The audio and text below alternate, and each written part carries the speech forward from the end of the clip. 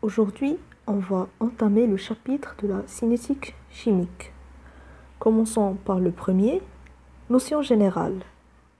On a cette équation bilan. Sigma des nœuds I à I est égal à 0.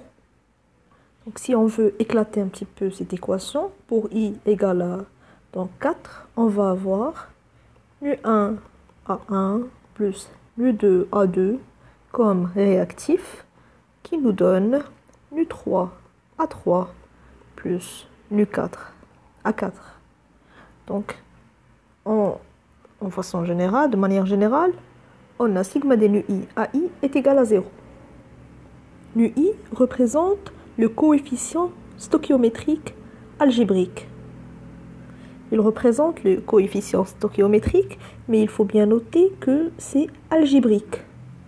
Ça veut dire que nœud I peut prendre des valeurs positives ou négatives. Si nœud I est positif, donc c'est pour un produit. Les produits, donc, on a le coefficient stoichiométrique est positif et pour les réactifs, nœud I est négatif.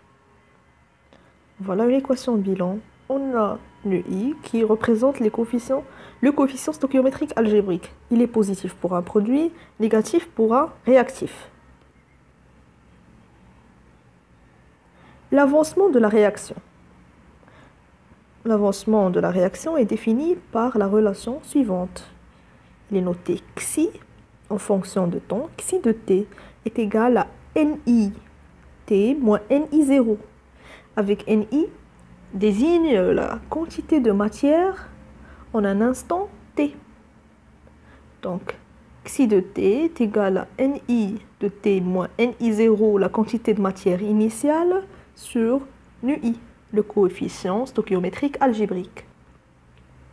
L'avancement élémentaire de la réaction. L'avancement élémentaire. Donc ici, on voit que le terme élémentaire. Donc quelque chose qui est élémentaire, bon, un déplacement élémentaire, il y a une différence, il y a donc une dérivée. C'est comme si on avait donc delta xi de t qui est égal à delta nit avec donc delta c'est une variation. Mais ici c'est une variation élémentaire. T on peut le remplacer par t. Ici normalement t plus delta t. Mais ici donc c'est t plus dt. Donc on va avoir dxi de t qui est égal à dni de t. Donc on sait que ni c'est une constante. Donc elle peut sortir de la dérivée. La vitesse de la réaction. Donc la vitesse de réaction est définie par V. Et il faut faire attention donc, dans l'écriture V ici et le volume pour ne pas confondre les deux. Donc la vitesse V de la réaction est égale à 1 sur V d de xi sur dt.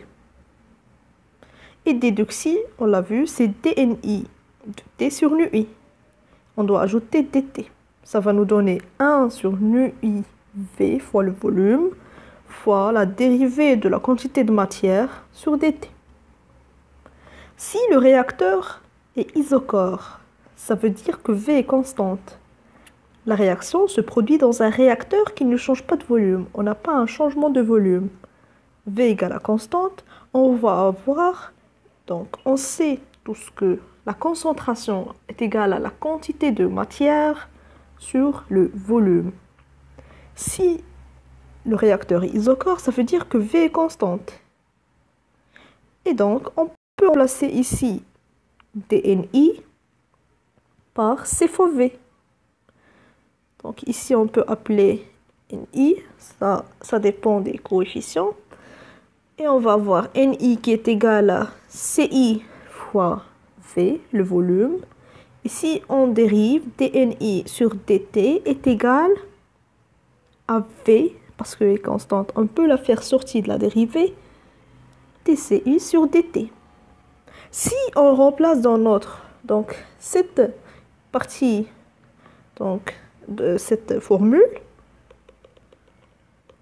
si on remplace dni sur dt par cette expression-là. On va avoir, donc, V et V vont être simplifiés et on va avoir cette relation.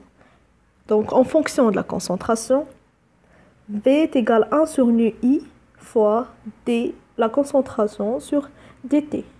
Mais il faut faire attention que le réacteur est isochore, ça veut dire que V est constante.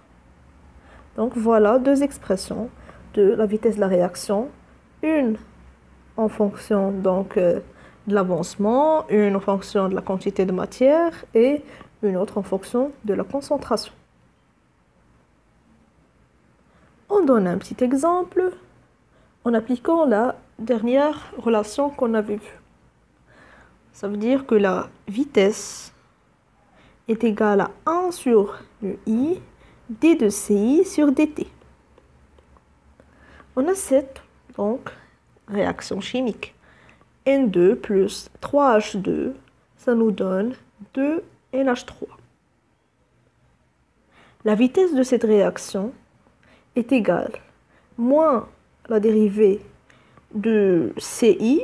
Donc ici, CI, c'est la concentration de N2 sur dt. Pour le coefficient stoichiométrique, ici on a 1, on peut l'ajouter, 1. Mais comme on avait dit que le coefficient stoichiométrique, donc, il est algébrique et on est, donc, N2 est un réactif, on doit ajouter un moins. Et ce moins, il désigne une disparition des réactifs. Donc on va avoir moins d de la concentration de N2 sur dt qui est égal à moins 1 tiers parce que ici notre coefficient stoichiométrique algébrique est égal à 3 fois la dérivée de la concentration de H2 sur dt qui est égal à plus 1 demi la dérivée de NH3 sur dt. Le plus ici parce que ça désigne un produit, il désigne aussi la formation de ce dernier. L'ordre d'une réaction. Donc ici, on va considérer une réaction. Nu1 fois A1 plus Nu2 fois A2 plus etc. Il nous donne des produits. Donc, il constitue une réaction chimique. On va définir la loi cinétique de la vitesse. La loi cinétique de la vitesse. Donc, on avait vu une expression de la vitesse. Maintenant, voilà une autre. La loi cinétique de la vitesse, donc V de t est égale à K fois la concentration de A1 à la puissance Q1 fois la concentration de A2 à la puissance Q2 qui est égale au produit. Donc si on veut donc généraliser, ici j'ai oublié un K. Donc le K fois le produit des concentrations des AI à la puissance QI. Et K, il désigne la constante de la vitesse. C'est une constante. Et cette constante ne dépend que de la température. On peut l'écrire, donc, entre parenthèses, pardon, c'est pas le temps, la température. Voilà notre loi cinétique. Et on va définir ces Q1 et Q2. Bon, la loi cinétique ne fait intervenir que les réactifs.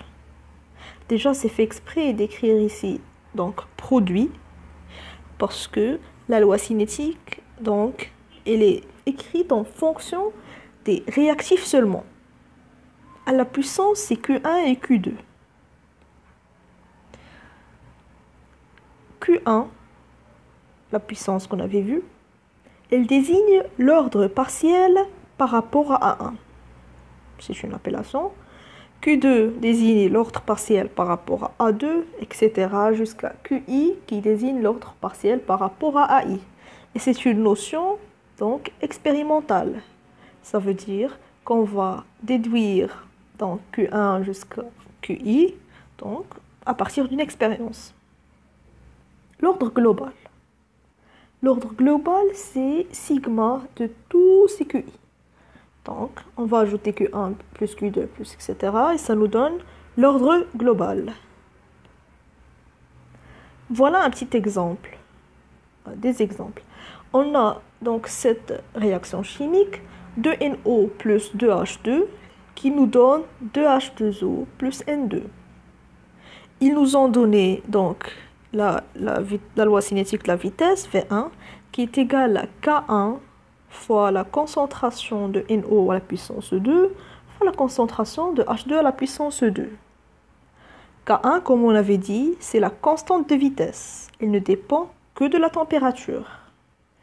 Donc ici on a NO, c'est un réactif à la puissance 2.